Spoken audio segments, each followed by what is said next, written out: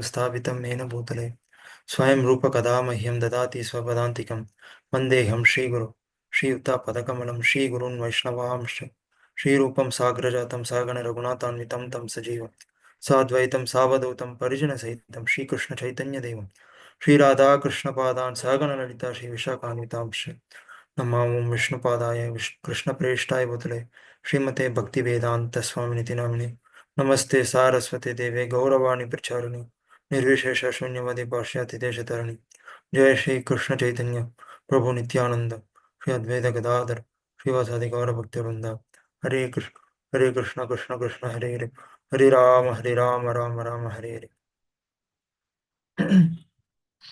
So today is the discussion on 7th chapter of Bhagavad Gita, which is titled Knowledge of the Absolute. So this is the starting chapter of the second Shatgam. So each Shatgam consists of 6 chapters. So in that way, Bhagavad Gita is divided into 3 groups or 3 Shatgams. So in the first Shatgam, the emphasis was on discerning the difference between the body and the Atma, and also realizing this Atma through the performance of Karma Yoga. And Karma Yoga, as we know, is the easier path than Jnana Yoga. Krishna started explaining the path of Jnana, so Jnana Margam it is called, which is the realization of Atma through a difficult path by inquiry. So everyone is not matured enough to take this process, and so he emphasized on performance of Karma Yoga from the 3rd chapter until 5th chapter. So 3rd chapter, 4th chapter, 5th chapters. These 3 chapters was majorly on Karma Yoga. And when we mean Karma Yoga, it is Nishkama Karma Yoga. Nishkama Karma Yoga, it is clear from the title that we are performing action, our duty, but without expecting to enjoy the fruits of the action. And here duty means the duty that is enjoined in Shastras. Shastras mean Vedas. So Vedas prescribe various duties to various section of the society depending on their guna and karma. So that's what we saw in the 4th chapter. Chatur Varnyam Maya Srishtam Guna Karma Vibhagashaha. So Krishna says the 4 varnas are not based merely on birth, it is based on guna and karma. So every human is born with certain proportion of sattva, rajas, tamas, and so that decides one's guna, and then the guna decides one karma, and so one's karma is therefore coming from the Shastras. And so if one does that karma as per Shastras without expecting the results, then that leads to what is called Chitta Shuddhi. And we have already explained what is Chitta Shuddhi. Chitta Shuddhi is the purification of the consciousness. So currently a jiva which is now submerged in this material existence called samsara is in an impure state. The Atma itself is not impure. Atma is beyond the contamination of contamination due to gunas. But now the Atma has stuck in this prakriti by identifying itself as this body.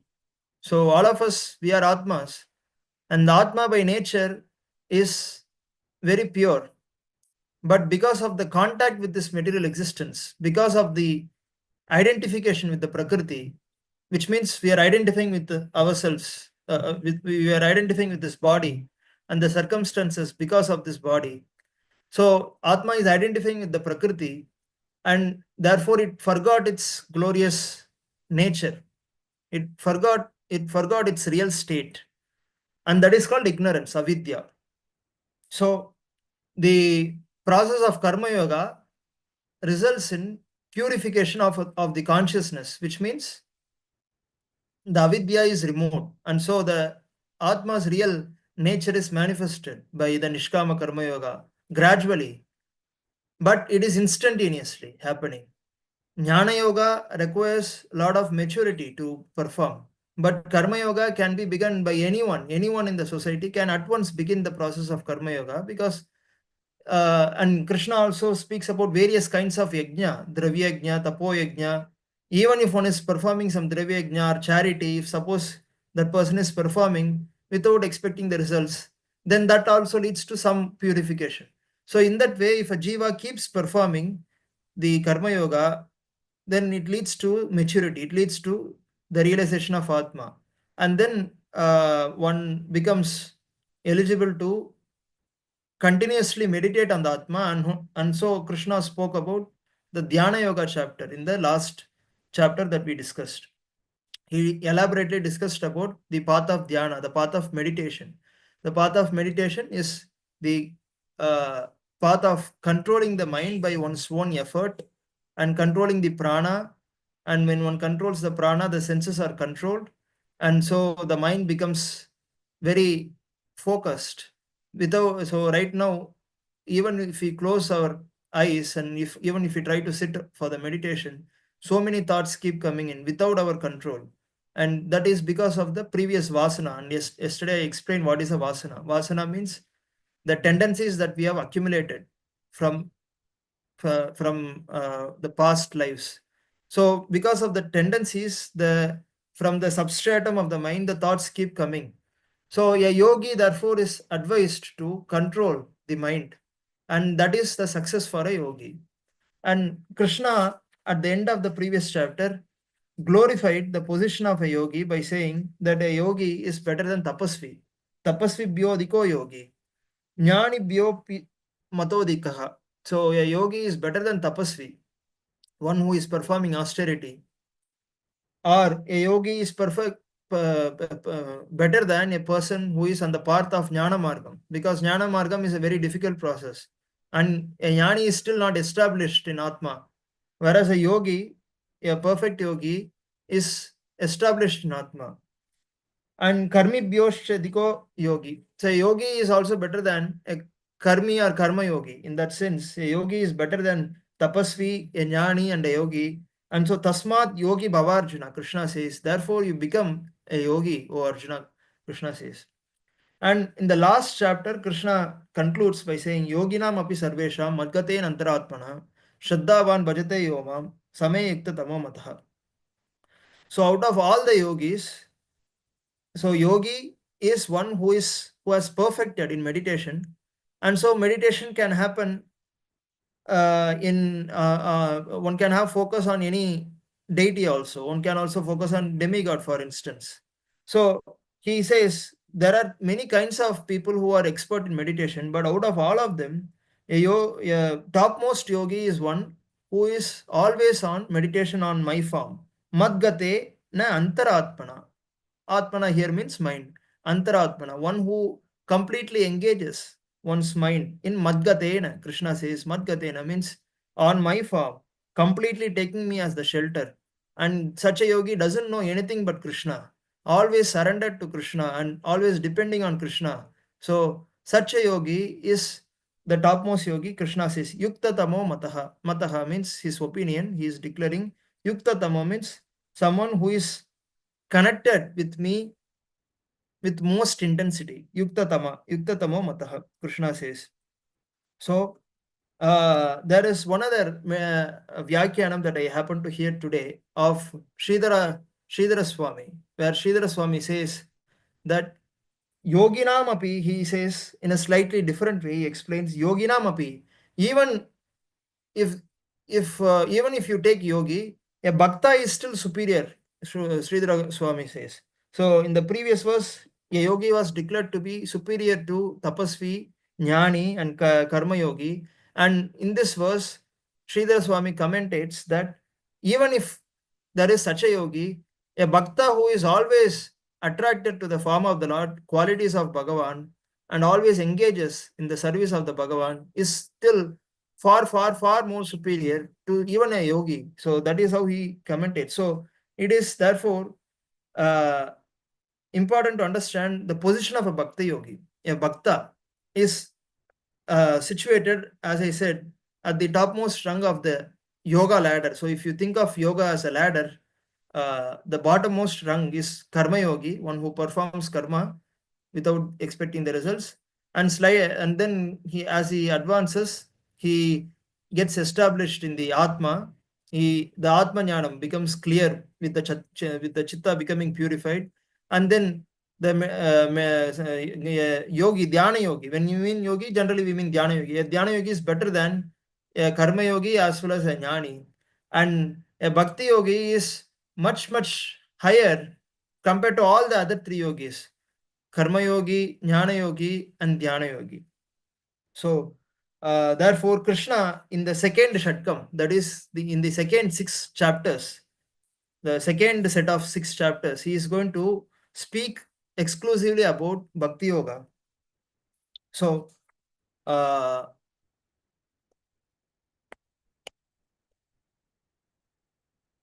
Bhakti Yoga is discussed elaborately in these 6 chapters, and so these are the 6 most confidential chapters of all the 18 chapters in Bhagavad Gita. And so generally confidential knowledge is always kept somewhere hidden inside. So just like that, especially if there is something very confidential, very valuable, we always keep it inside the locker and lock it. Similarly, this confidential section is locked inside the Bhagavad Gita because it is the internal portion of the Bhagavad Gita, and so one has to have utmost attention to understand these 6 chapters at least, and because these are most important chapters of all the chapters in Bhagavad Gita.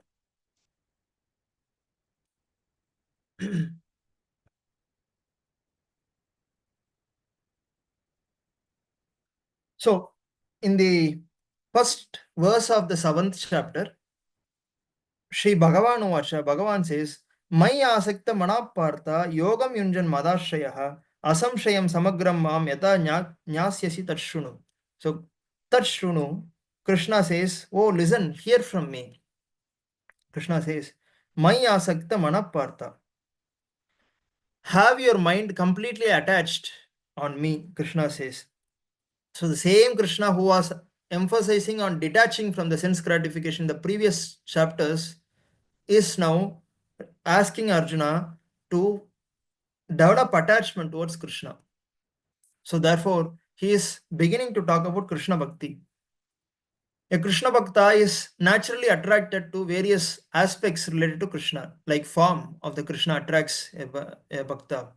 His qualities, Gunam, Rupam, all these are very attractive to everyone, especially to Bhakta. And so mind can become easily focused on these aspects of Krishna because they are very attractive. And when mind gets attached to Bhakti towards Krishna, naturally the detachment from the material world is a consequential fact. One need not separately strive for Vairagyam. So only if one is not having any other higher engagement, higher taste, higher thing to release, such a person has to fight for Vairagyam, fight to develop the Vairagyam detachment. But if one has already obtained or tasted a higher taste, tasted a superior happiness by developing attachment to Krishna Bhakti, then such a person naturally develops detachment, Vairagyam, from the material world. So therefore, Mai Asakta, Asakti means attachment. So Krishna says, Mai Asakta Manapartha. Now here, O son of Pritha, how by practicing yoga in full consciousness of me, with mind attached to me, you can know me in full, free from doubt. So you can know me in full. Knowing Krishna is only possible for a bhakta. That is very clear from this verse. And one can know Krishna without any doubt. Asamshayam. Asamshayam, which means we can understand Bhagavad Tattva. We can understand, realize Bhagavad Tattvam without any doubt. Why it is emphasized is because understanding Bhagavad Tattvam is the most difficult part. anyone can understand any dharma, but understanding Bhagavad Tattvam is not possible for even great devas like Brahma. And Krishna says that in the 9th chapter. He says even great Maharishis and great yogis, great Maharishis, great devas, they also cannot understand my prabhavam, he says in the 9th chapter. So understanding Krishna is not at all possible. Even in, I think he says to Uddhava, that, oh Uddhava, I'm not at all understandable by study of Shastras, study of austerity. Naham vedahi na tapasa na cha danena na cha ijjaya. Krishna says, Naham vedahi na tapasa. I cannot be understood by mere study of Vedas. Naham vedahi na tapasa. Merely by doing tapas. One may do ugra tapas for several thousands of years or millions of years. Still, it is not possible to understand Bhagavad Tattvam, because it is the essence of all the Vedas. Naham vedahi na tapasa nacha danena. One may perform sacrifice and charity, but still it is not at all possible. Nacha danena nacha ijjaya. One may worship and one may offer sacrifice, but still Krishna says nacha ijjaya bhaktya tu ananyaya shakya aham eva vidorjuna. Krishna says, but by bhaktya tu ananyaya. Ananya bhakti means bhakti that is not deviated, but bhakti that is not deviated from the focus on Krishna. Bhaktya tu ananyaya shakya aham eva vido Arjuna. Oh Arjuna, I can be understood only through bhakti, Krishna says in the later chapters. So, understanding Bhagavad Tattvam, which is the essence of all the Vedas, is not possible unless one has some attraction, some bhakti towards Bhagavan, towards Krishna. Now, how can one develop attachment towards anyone? So, if you take the example in our current scenario, if you want to love someone or if you want to develop attachment towards someone, one should know about that person, isn't it? Unless we know the greatness of a person, unless we know the sweetness of a person, the qualities of a person, it is not possible to develop any opinion. Leave loving the person or developing attachment towards a person. It is not possible to develop even any opinion towards, because opinion is always formed on some knowledge about that person, right? So, therefore, one must first understand how great is Bhagavan. Now, whether we are able to understand the greatness of the Bhagavan without bhakti, true, it is not possible to understand greatness of Bhagavan also without bhakti. So, it is now confusing. So, without understanding the greatness of a person, we cannot develop bhakti or we cannot develop attachment. And to understand the greatness of Bhagavan, we need to have bhakti. But here, when we mean bhakti, we need to have Shraddha in Shastras, Shraddha in words of Krishna. So, for such fortunate persons who can develop some faith in what Krishna is going to say in the later part of this, in the 7th chapter, it is easy to develop attachment towards Krishna, which means our Shraddha becomes strengthened. So initially there is some faith in the words of Krishna, and so we are hearing from Krishna about Krishna, and that develops into attachment, and that attachment then develops into bhakti, and then we develop love from it. So this is the process. So Krishna therefore says in the second verse, Jnanam teham savijnanam idam vakshyami asheshatah yajnatva neha boyonyat jnatavyam avashishyate. So Jnanam teham savijnanam idam vakshyami asheshatah. Idam vakshyami, I am going to speak this knowledge, jnanam and vijnanam. Jnanam te aham sa vijnanam. Jnanam and vijnanam. I am going to speak about the Bhagavad Tattva Jnanam and Tattva Vijnanam. So that is the knowledge of Bhagavan. And then the Vijnanam can mean the specific attributes of Bhagavan. Jnanam teham savijnanam idam vakshyami. I am going to speak. Vakshyami means to speak. Krishna is saying he is going to speak. Idam vakshyami asheshatah. I am going to speak in fullness. Yajnatva, knowing which neha boyonyat jnatavyam avashishyate. There is nothing else to be known. Now, this is very significant to note. So, there are various religions all over the world, and all the religions speak, trying to educate, trying to give knowledge to their followers. Just like Jesus Christ also was speaking about knowledge to his followers. And it is mentioned in Bible, I was told. I think it is a book by John, where John mentions that uh, Jesus says, I have more to say, but I am unable to say it to you because you are not eligible to understand the truth. So Jesus says that in Bible. On the contrary, you take this verse where Krishna says, Yajnatva neha boyonyat, knowing which there is nothing else to be known, Krishna says. So, what Krishna is speaking is a pinnacle of all the knowledge systems. Whereas what other religions speak, no doubt we respect other religions, but they are just subset of what is there in Bhagavad Gita or Upanishads or Vedas. They are tiny subsets of what is there in the vast corpus, a uh, huge instructions in the Vedas. So, therefore, if one is unbiased, one should be willing to accept some higher truth, which is sometimes not available in other religions. So, Krishna says, is going to speak about his specific knowledge, Jnanam and Vijnanam, in the 7th chapter. Vijnanam means the specific attributes of Krishna can be understood from this chapter. And what is that?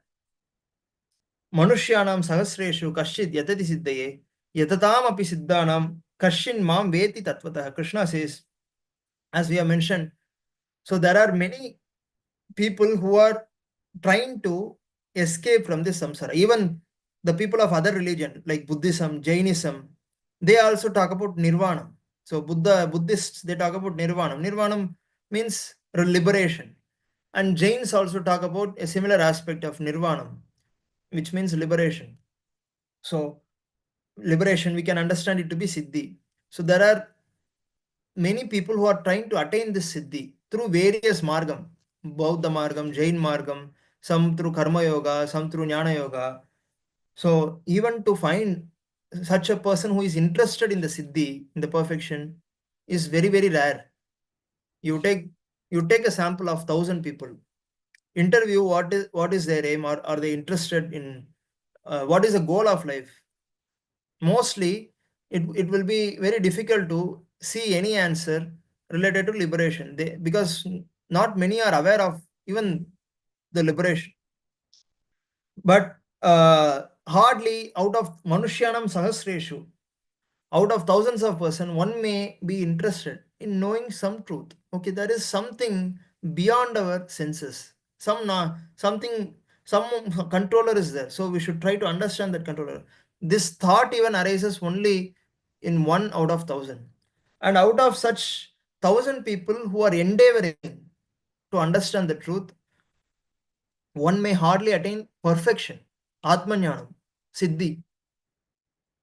Manushyanam sahasreshu kashid yatati siddhaye, one may hardly get siddhi out of such 1,000 sadhakas.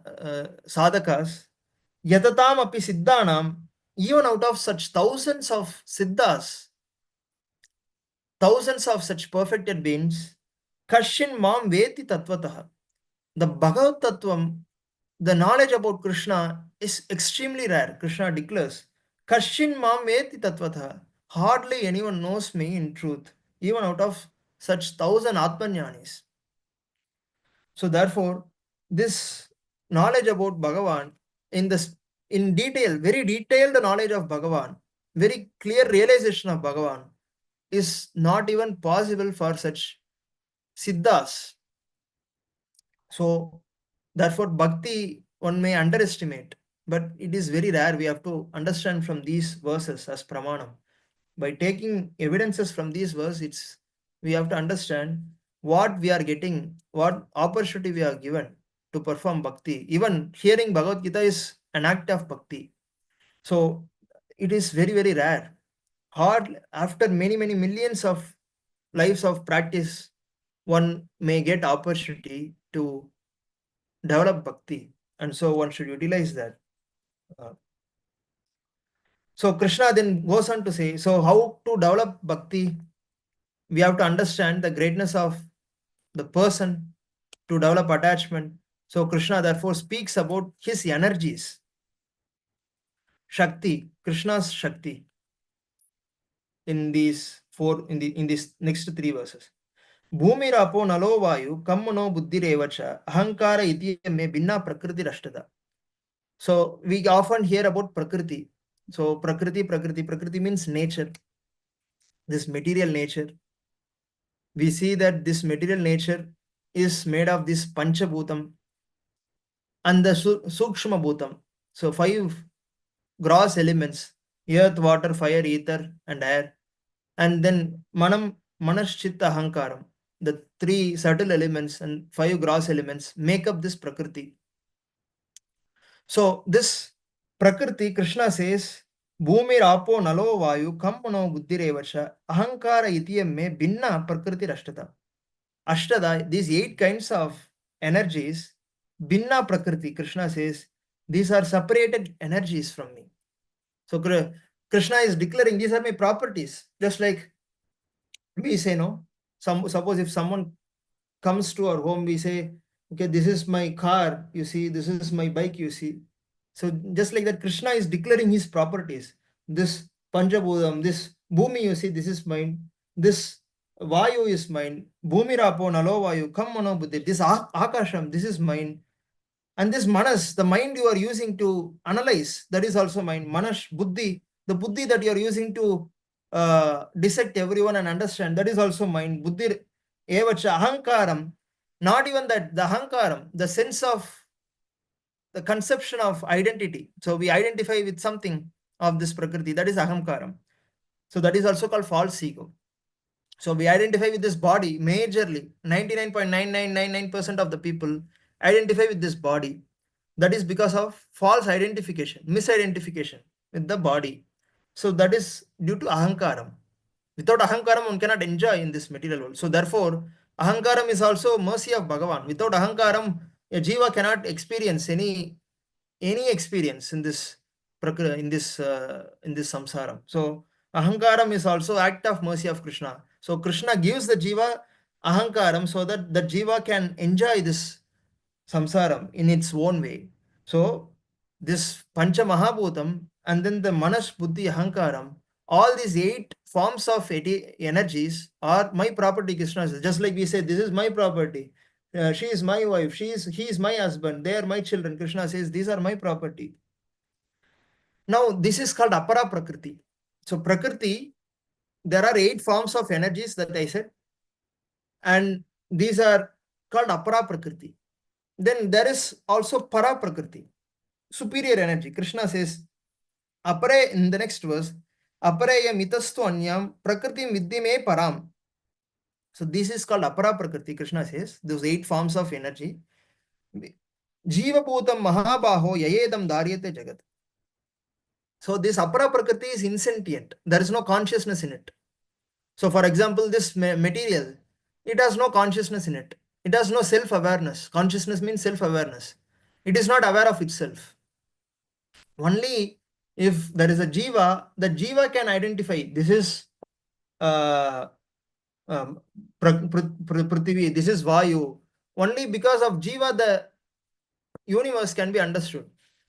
The Apara Prakriti by itself doesn't have any awareness, self-awareness.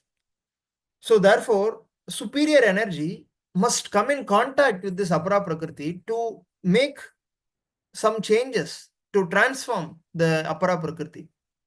So the transformation, so for example, if you keep some food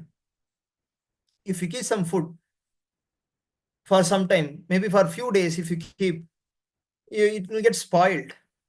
So there is a transformation of the food. A good food, a fresh food has become a spoiled food because there is a jiva called bacteria that has become the cause of this transformation. So anywhere there is transformation, there is the involvement of a jiva. So we see so much of crude oil in Arabian lands. Without a higher energy called jiva, a person, an engineer, goes and do some chemical processing and convert that crude oil into petroleum, it will always be like crude oil. There won't be any transformation. So it is a presence of the jiva that is causing the transformation in the prakriti. So therefore, jiva is in one sense in command of the prakriti, we can say in one sense. Aparayam itastu anyam vidhi prakriti vidyame param jiva bhutam mahabaho yayedam daryate jagat. So all these resources, material resources, are useful only because there is someone called a human who is a jiva. So, and who is this jiva? This jiva is also declared as Krishna's energy here. Jiva Bhutam Mahabaho Yayedam Daryate Jagat. So there are two kinds of Prakriti. Krishna says, I own these two Prakriti. One is Apara Prakriti and another is Para Prakriti. So Krishna is declaring himself as owner of both these Prakritis. And the whole Jagat, whole universe is constituted by the mixing of these two Prakritis, Para and Apara Prakriti. There is always the intermingling of jiva and matter, and only then there is motion. Only if there is an intelligent jiva can he exploit this resource and make this useful and make this wonderful and work wonderful, use it for his own purpose. So yetad yonini bhutani sarvaniti upadaraya aham kritsnasya jagatah prabhavah pralayastata. Krishna, after declaring himself as the owner of both the forms of energy, now in this verse he says, all the created beings, every bhutam, every bhuta that you see, bhuta doesn't mean just panchabhutam. Bhutam, jiva is also called bhutam.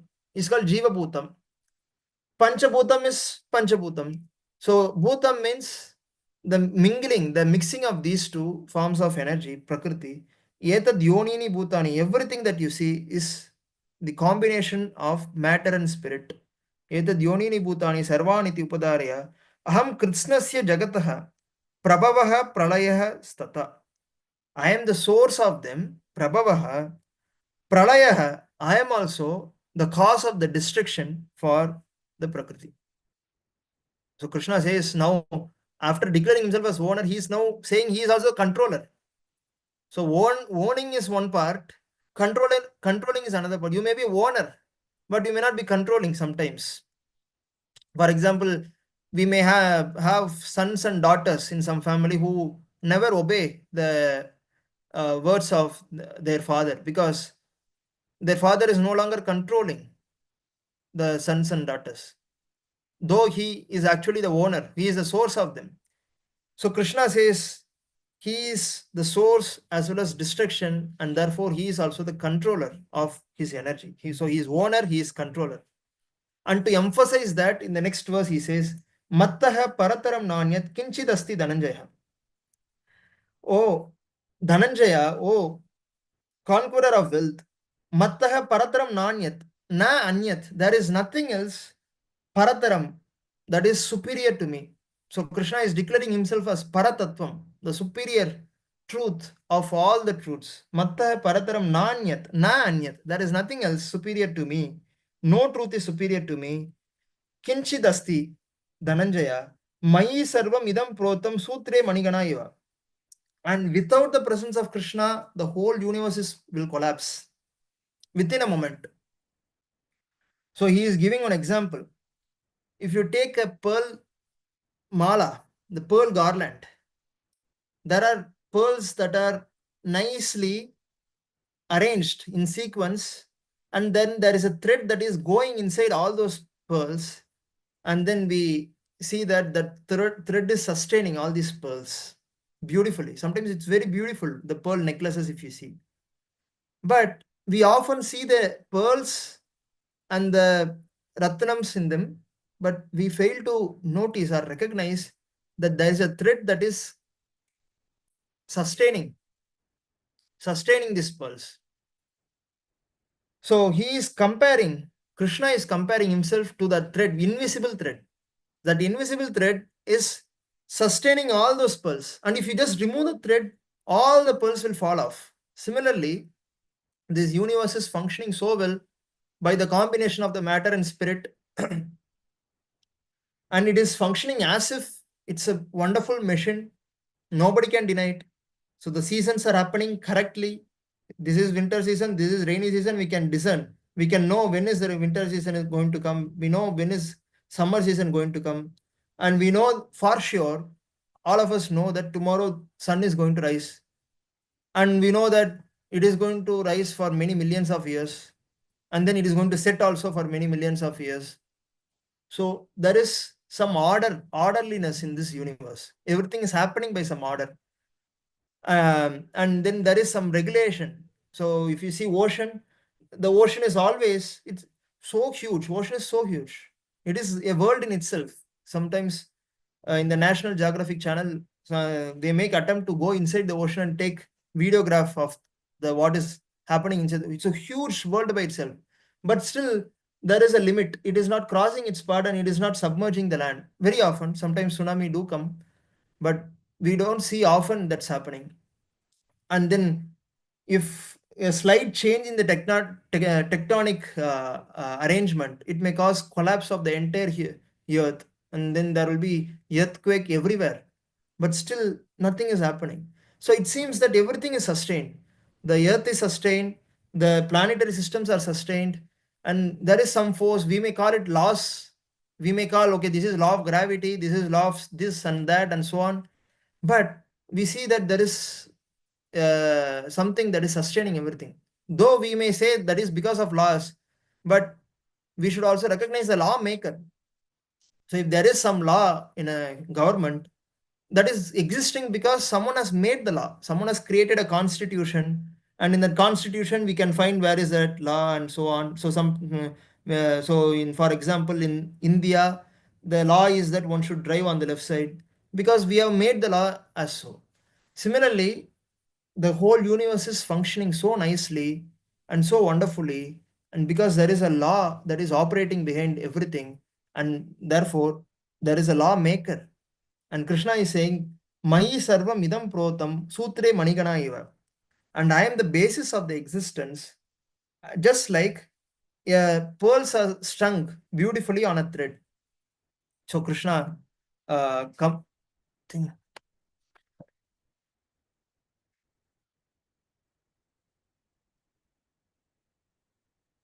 So Krishna is saying, therefore, there is no truth superior to me. Everything is resting upon me, just as pearls are strung on a thread.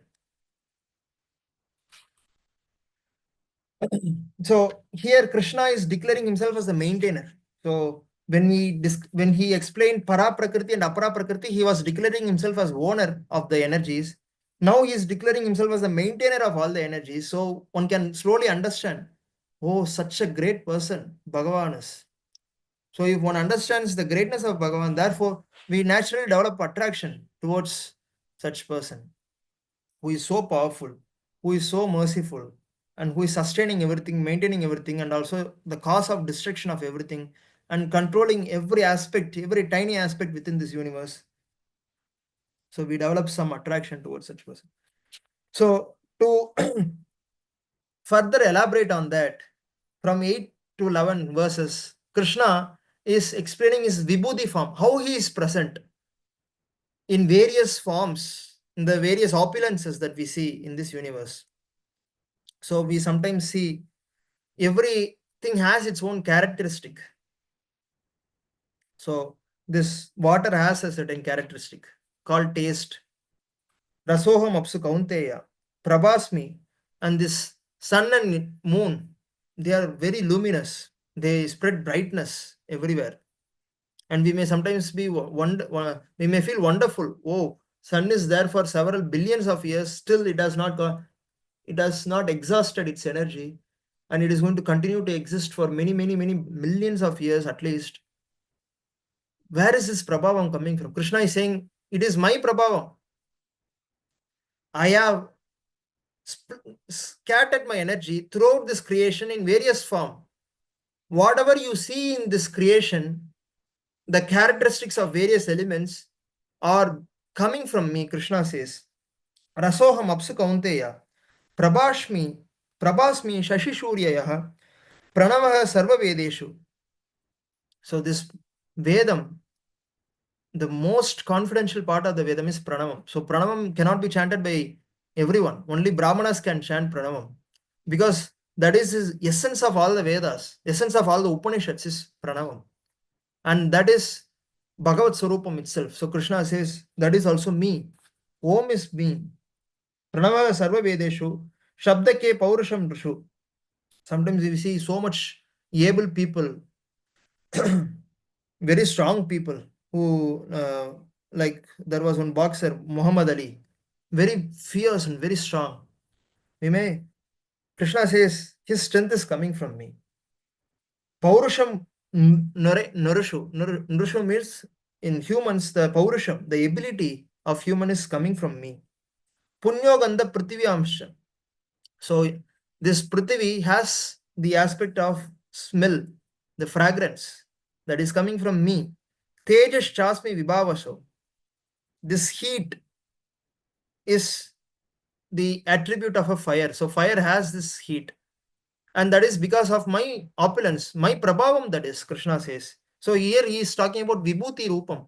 So these are all nothing but Vibhuti Rupam. Vibhuti means opulence. So his Krishna's opulence is scattered in various places in the universe. So he is collecting some prominent aspects and giving that list here in the verses from 8 to 11. Jivanam Sarva Bhuteshu. So in every Bhutam, the Jivanam, the existence, very source of existence is because of Krishna. Krishna says, Tapas Chasmi Tapas Vishu. And we may sometimes be wonder by various tapas of tapasvis. Even Ravana did Ugra tapas. But the ability of to do tapas also is given by Krishna only. Even for the tapasvis like Ravana and Hiranyakashipu. And sometimes the devatas, they come and give some benefits, like Brahma came and give benefit to Hiranyakashipu. That benefit is also because of Krishna. So Krishna is existing in Vibhuti Rupam throughout the universe. So nothing exists independent of Krishna is what we should understand from these verses. Bijam Mam Sarvabhutanam Vidhi Partha Sanatanam. So Krishna is also saying, I am the seed of all the existence. Bijam Mam Sarvabhutanam. So all these organisms, living forms, non-living forms, animate, inanimate forms, the bijam is me. Just like banyan tree is coming from the banyan seed.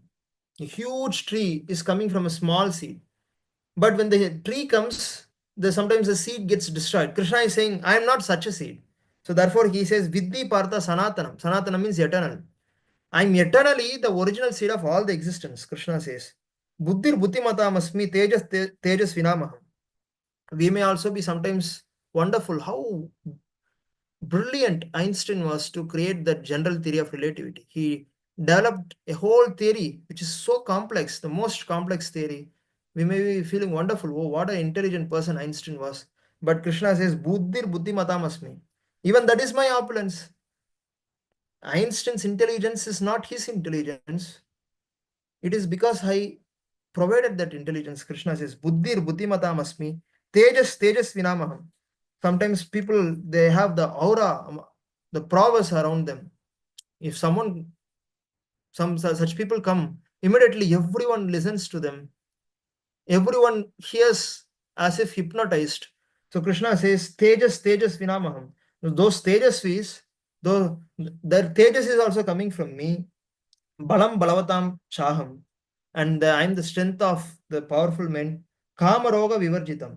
But that doesn't mean that I am also the strength of the people who, out of their own desire, try to suppress other. So he says, Kamaraga Vivarjitam. I am the strength that is devoid of kamam, devoid of passion and desire. Kamaraga Vivarjitam. Dharma Viruddha Bhuteshu Kamo Asmi Baradarshava.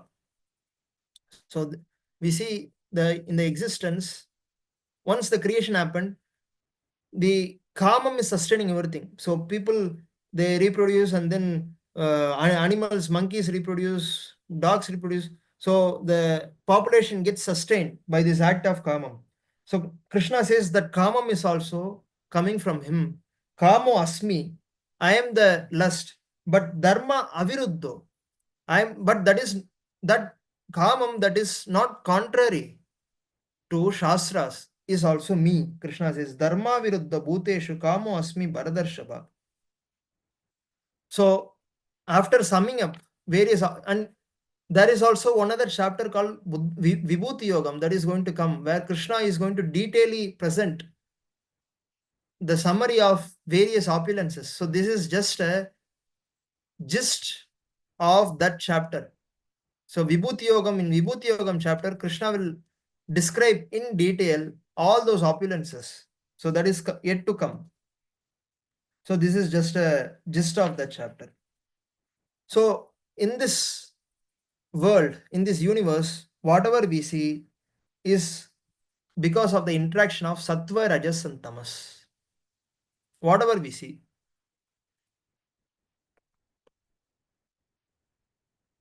Echaiva sattvika bhava, rajasas tamasas chaye, matta eveti tan vidhi, natvaham teshu te mai. Krishna says, all that you see in this creation, everything, any aspect, whether it is in Devalokam or this Bhulokam or Narakalokam, anywhere, this Sattvika means this, in this existence, anywhere, the three gunas, Sattva, Rajas, Tamas, they interact and produce the effects, the transformations in the Prakriti.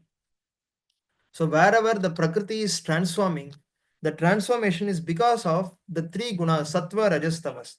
Echaiva Sattvika Bhava, Rajasas, Tamasashe, Sattvikam, Sattvika Gunam, Rajasa Gunam, Tamasa Gunam. So the three gunas is summing up all, the entire existence. Chaye, Matta Eveti, Tanvidhi. And so they are the cause of all the transformation. But Krishna says, the three gunas come from me. Matta Eveti, Tanvidhi. They are also his energy. Sattva, Rajas, Tamas. That's why we say Krishna Maya. We often say Krishna Maya, Vishnu Maya. That's because the Sattva, Rajas, Tamas is his energy. Matta Eveti, and they are all coming from him. The whole world is deluded by the three gunas, Sattva, Rajas, Tamas, and that is coming from him. Matta Eveti Tan Vidhi, Natvo Aham Teshu Temai, but I am not in them. The three gunas, they are not independent. I am the source for them, but I cannot be controlled by the three gunas. So he is always above the three gunas. He is Nirguna. That's why we say Brahman is always Nirgunam. So here Krishna is Nirgunam, Nirguna Tattvam. He doesn't come under the influence of Sattva Rajas Tamas, but he is the controller of the Sattva Rajas Tamas, which is operating in every nook and corner of the universe. So we so far seen Krishna is the owner of the Para Prakriti and Apara Prakriti. And then he said he is not just the owner of the Para Prakriti and Apara Prakriti, he is also the maintainer and the controller of the Para Prakriti and Apara Prakriti.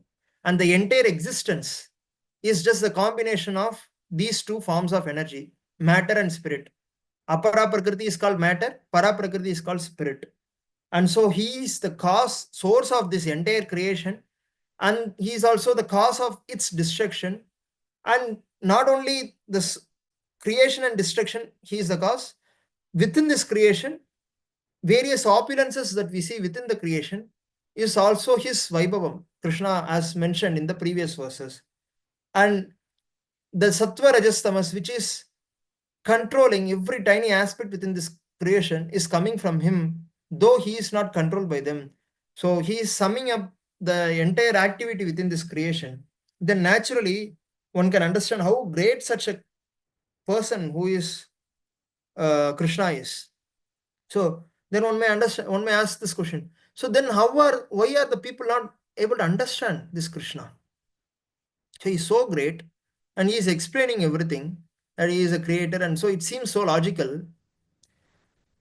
Why is it not able for the jivas to understand Krishna? And for that Krishna says, Tribir gunamair bhavair yebi sarvamidam jagat mohitam nabi janati mam yebya paramavyayam.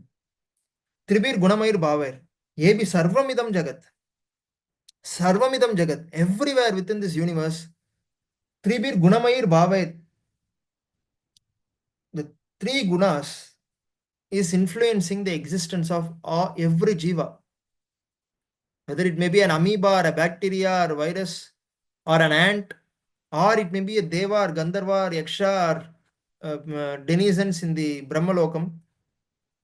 All these jivas are under the control of Tribir Gunamair Bhavar. The three gunas is deluding them, confusing them. It is covering the knowledge of Atma.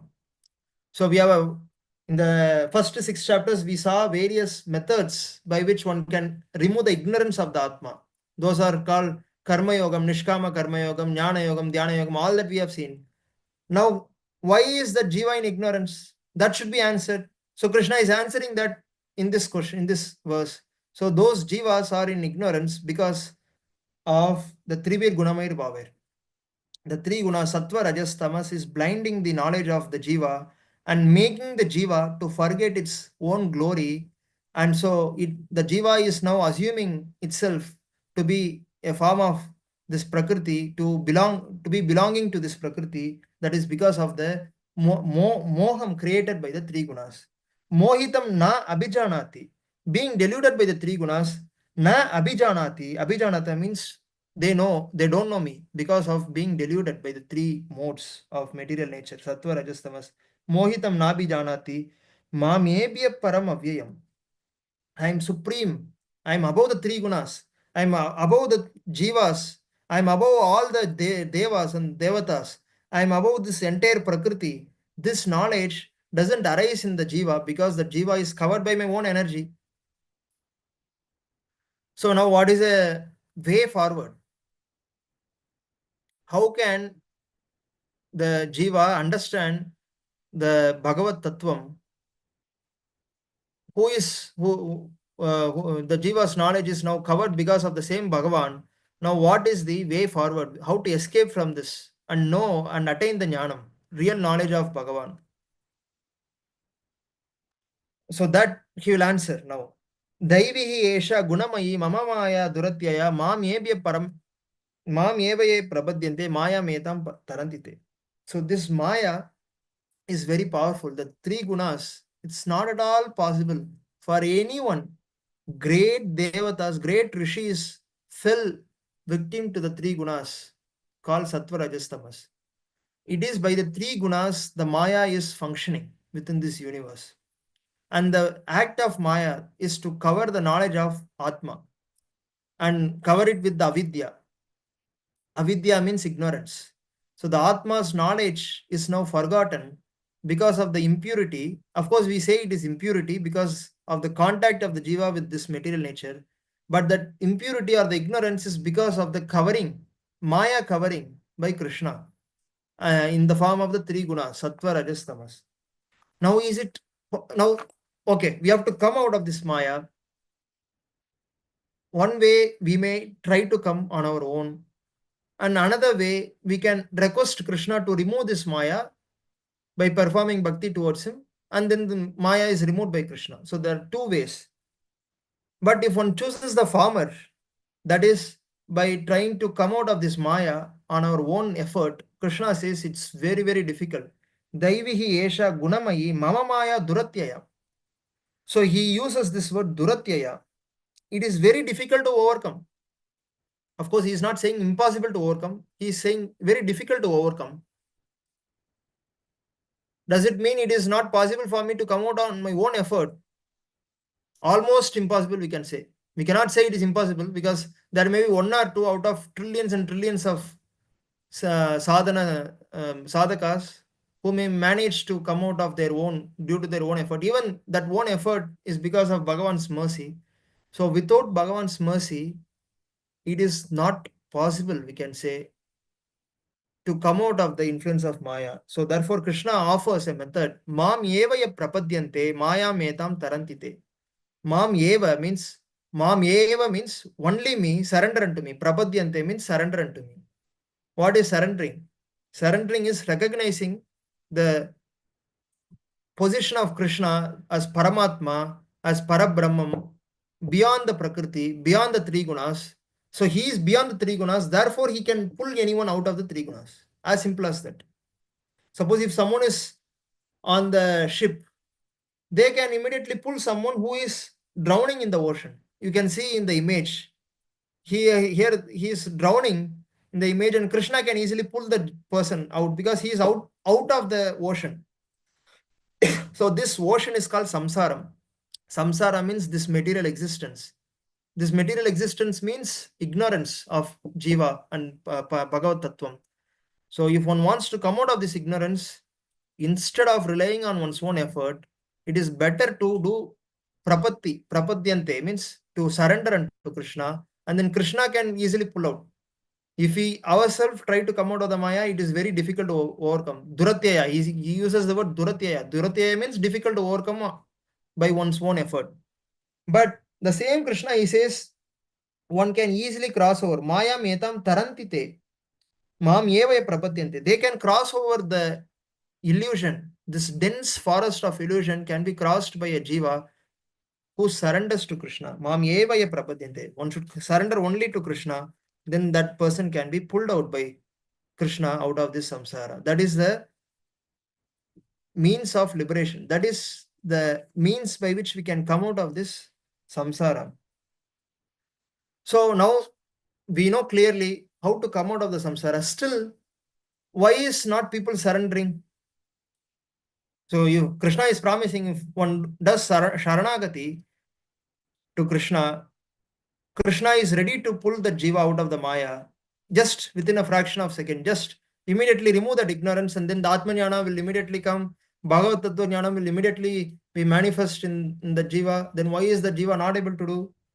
So to answer that, Krishna says in the 15th verse, there are some people who do not surrender unto Krishna, who doesn't like this idea of Sharanagati. Namam dushkritira moda prapatyante naradama maya apahrita jnana ashitam bhav maya apahrita jnana asurim bhavam ashitaha. So there are 4 kinds of people, Krishna says, who can never try to surrender, who doesn't like this concept of Sharanagati. One who is muda means foolish. That person is not able to understand the Krishna Tattvam, Bhagavad Tattvam, Atma Jnanam doesn't enter into such person's brain. So they are grossly foolish. They think of enjoyment within this life only. This life is all in all for them. So this life is the final life, and so enjoying, extracting the maximum happiness out of the life is the only goal for such people. So they are called foolish people. So such people, it doesn't appeal to them. The concept of surrenderance, it seems so binding. Surrendering to a person, because surrendering means always we think, oh, we have to sacrifice something. We have to sacrifice our independence. But it is not the case. If a jiva does sharanagati to Krishna, immediately all the miseries is removed. That is actually freedom.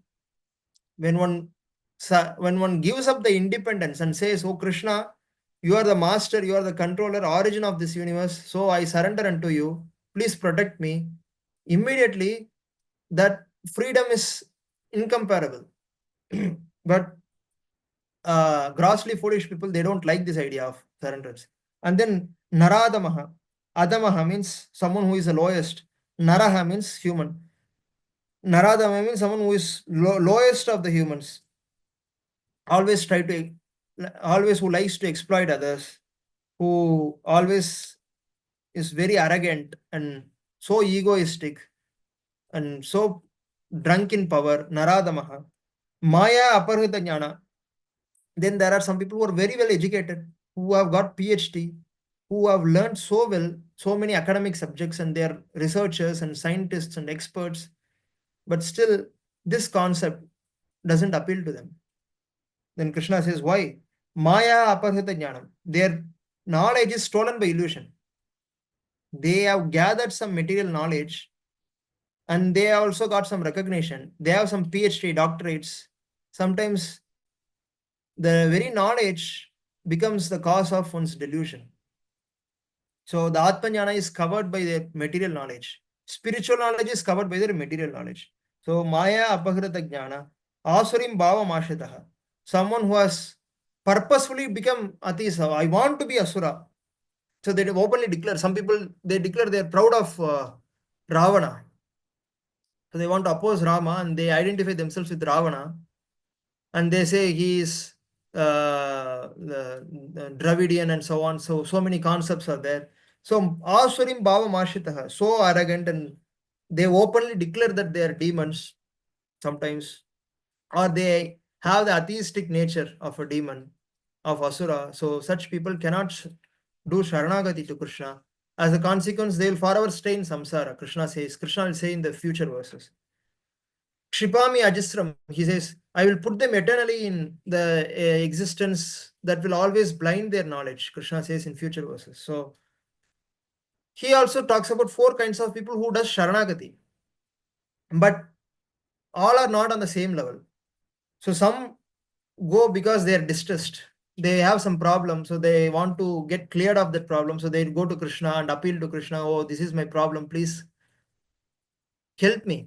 So Artha, Chaturvida, Bhajante Mam. There are four kinds of people who surrender unto Krishna. Jana Sukritu. Krishna says, even if they are coming for some ulterior motive, still they are Sukritina. Krishna says, Sukritina means someone who has some pious credits. Because of the punya they have done, there is some goodness left in them. Sukritinaha. And therefore, because of that, they feel inclined to come towards Krishna. Who are those four kinds of people? Chaturvida bhajante mam jana sukritino Arjuna. Artaha, someone who is very distressed. To get rid of the distress, they come to Krishna. Sometimes someone who wants wealth, who wants to improve their economic situation, they come to Krishna. So they go to God. We may say in Christian countries they go to God. Sometimes they go to church to get rid of the distress or to become very rich. Artho Jignasur, Artharthi, Jnanicha Bhardarshava. Someone who is inquisitive. Inquisitive means they are curious to know what is there. So let's go and experience what is there in this scripture.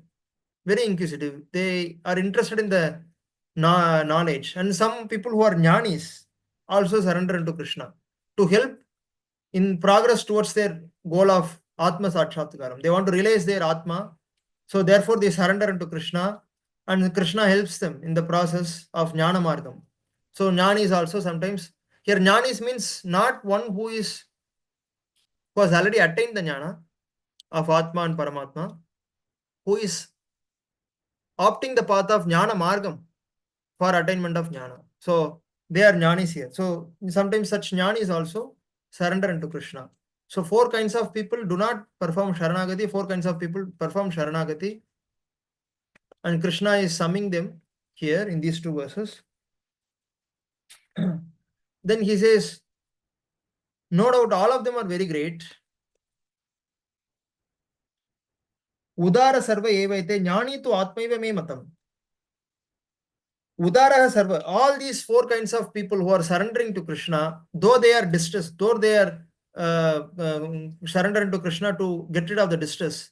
Sometimes they come to Krishna to get rid of some a bad economic situation, or some people who are inquisitive, just want to know what is there, they come. Or some who is in the path of Jnana Margam to attain the Siddhi, they sometimes surrender into Bhagavan. Though they are all surrendering for various purposes, Udara Sarva Evaite, all these are great people only, undoubtedly, because they are coming to Krishna. They are great people. Krishna says, Udara Sarva Evaite, Jnani tu Atmaive me matam. Asitah sahi Uktatma, Mam eva Anuttamam gatim. But a Jnani who is completely cognizant of my nature as Paramatma and who is cognizant of my qualities, such a Jnani is better situated. And such a Jnani therefore engages in service. So as I already mentioned, the Jivatma is always servant of Paramatma. So they, after attaining the knowledge of the greatness of Paramatma, begin to serve the Paramatma. Asitah sai yuktatma mam eva anuttamam gatim. And they keep Krishna as the ultimate goal and ultimately attain Krishna at the end. So such people, such jnanis are great, Krishna says. And then he says, Bahunam Janmanam Ante Jnanavan Mam Prapatyate Vasudeva Sarvamiti Sa Mahatma Sudurlabha. So it may take many, many millions of lives. Bahunam Janmanam Ante, one may take many millions of lives to attain Krishna. Attaining Krishna may not happen in one Janma alone.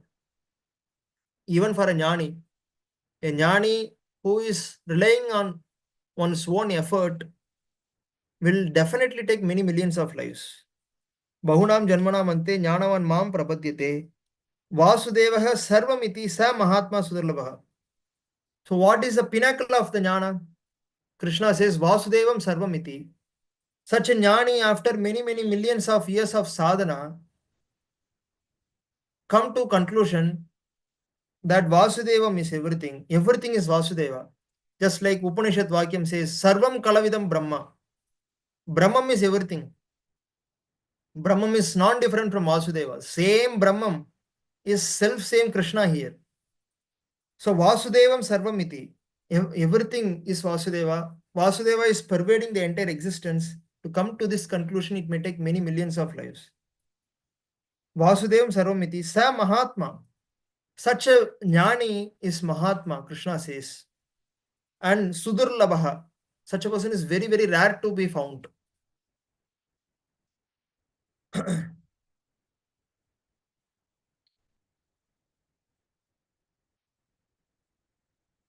And then there are some people who worship devatas, various devatas, Indra, Varuna, Chandra, so on.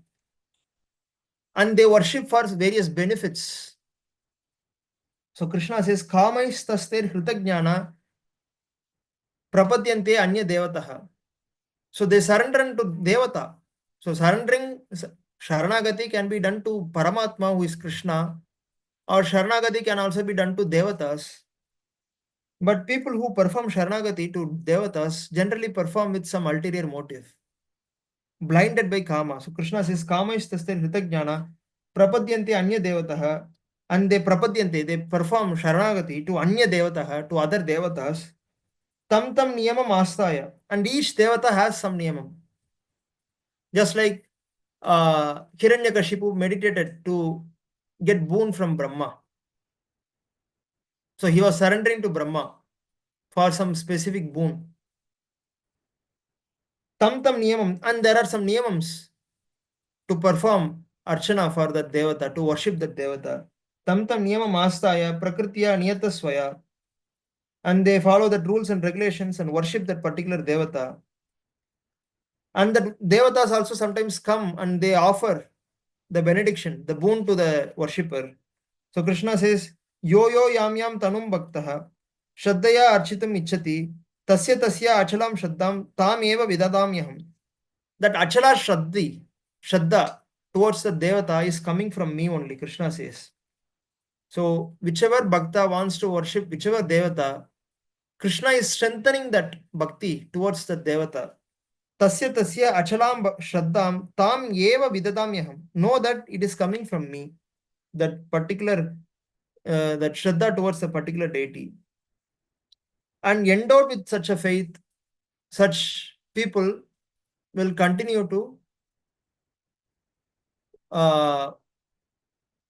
do worship of the devata, and then the devata also gives benefit to such people, and that benefit is coming from Krishna. Krishna says, Sa taya shraddhaya yuktas tasya aradhanam ihate labate cha tatak kaman mayaiva vihitan hitan.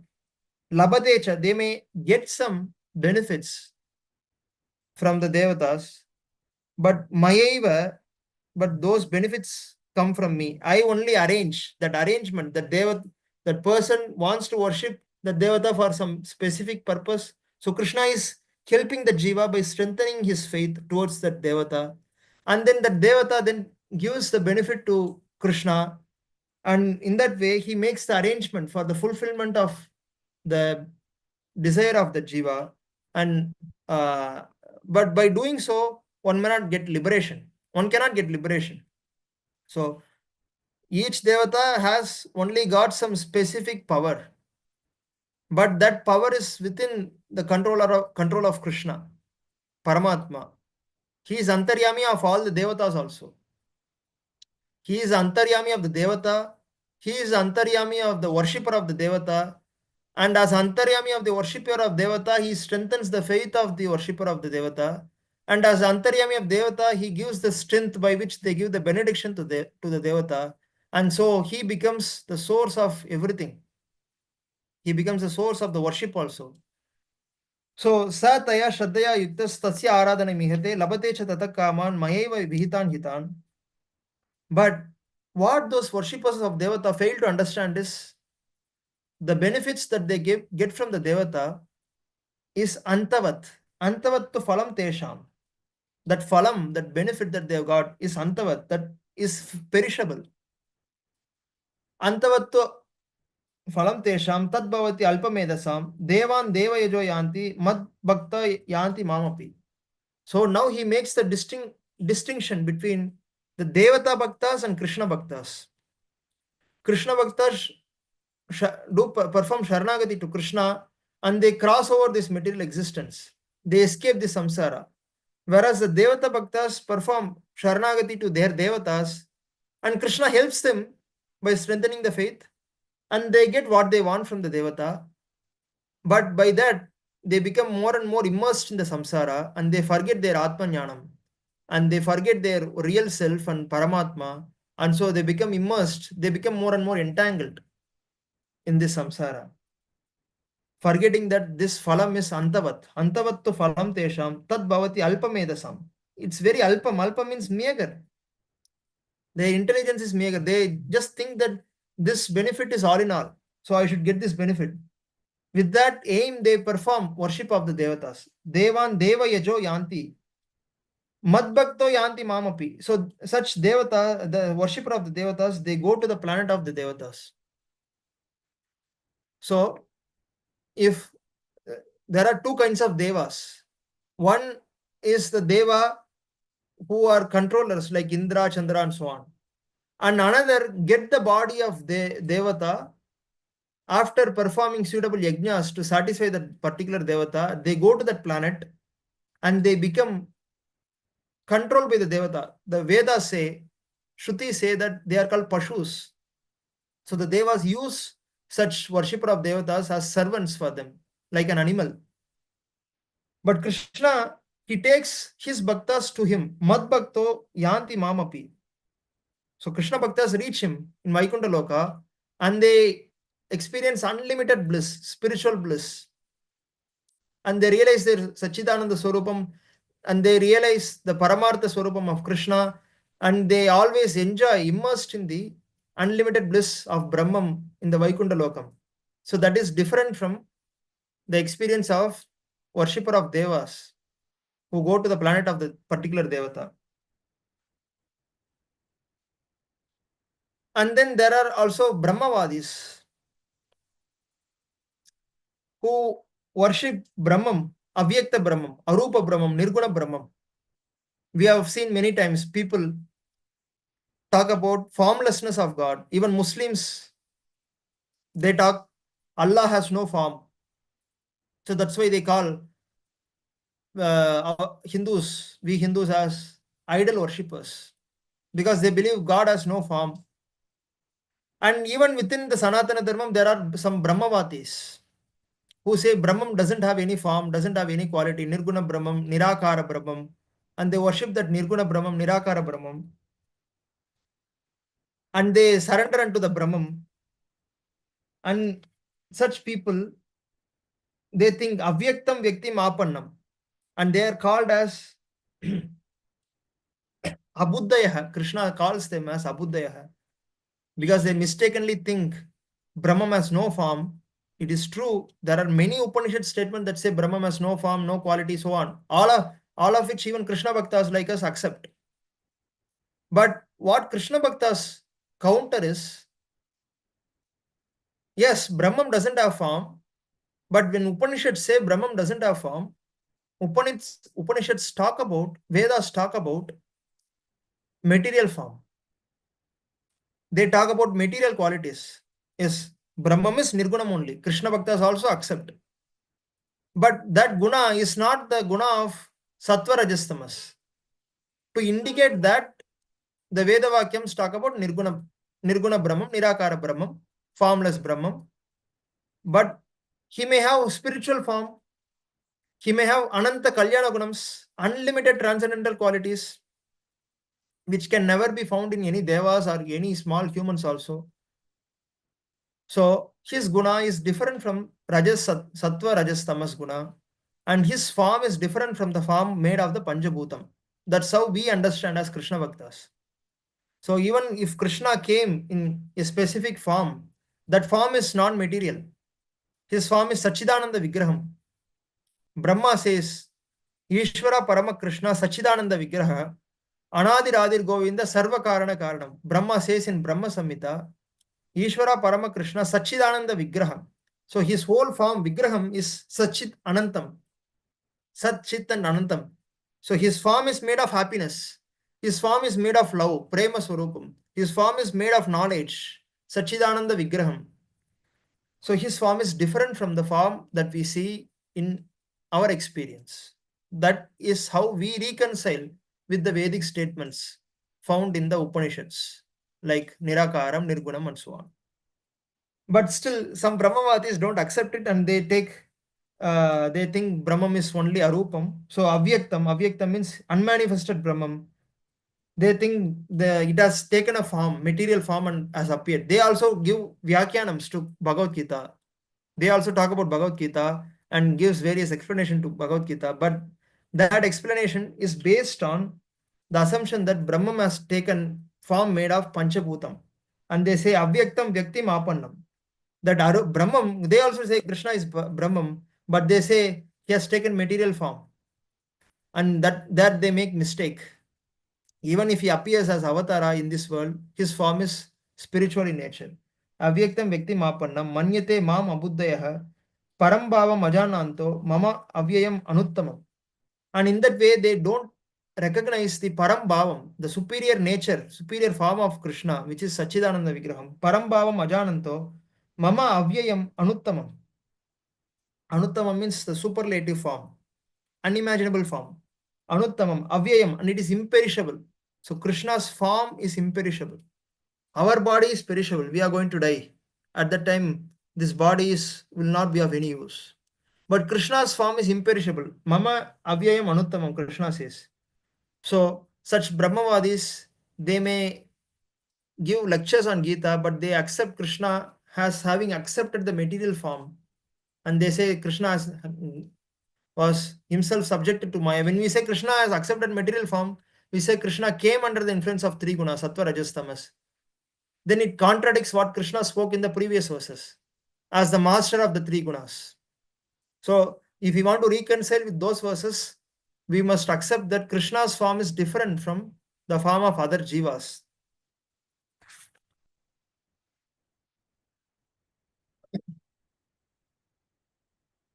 So, therefore, when one is fully engaged, Naham Prakasha Sarvasya Yoga Maya Samavrtaha.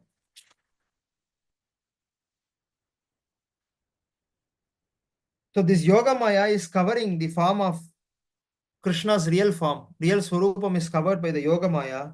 Na aham prakasha sarvasya yoga maya samavrtaha mudoyam nabijanati loko mam ajam avyayam. And because I am covered by my yoga maya, I am not at all exposed to ajnanis, Krishna says. Ajnanis can never understand Krishna. Mudas can never understand Krishna. They always think Krishna had material form. By that they commit great mistake. That's a great offense to say Krishna came under the influence of Sattva, Rajas, Tamas. If he is a controller of Sattva, Rajas, Tamas, how can he come under the influence of Sattva, Rajas, Tamas? How can he accept the form made of the Panchabhutam then? So therefore, that is a great mistake and great offense. So so it is already 9. So we'll end for the day and we'll continue the rest of the verses in the next class. So I've taken a lot of time. So we'll continue this discussion in the next session. Thank you for joining. So let's just end this session by chanting Hare Krishna Mahamantra. Please unmute and chant. Hare Krishna, Krishna Krishna, Hare Hare, Hare Rama, Rama Rama, Hare Hare, Hare Krishna, Krishna Krishna, Hare Hare, Hare Rama, Rama Rama, Hare Hare, Hare Krishna, Krishna Krishna, Hare Hare, Hare Rama, Rama Rama, Hare Hare. So I thank everyone for joining this session. We will continue this discussion on 7th chapter in the next class, and if anyone wants to ask anything, please unmute and ask, otherwise we'll end for the day. Okay, thank you for joining. Hare Krishna. Thank you, sir. Thank you, sir. Thank you so much, sir, for teaching.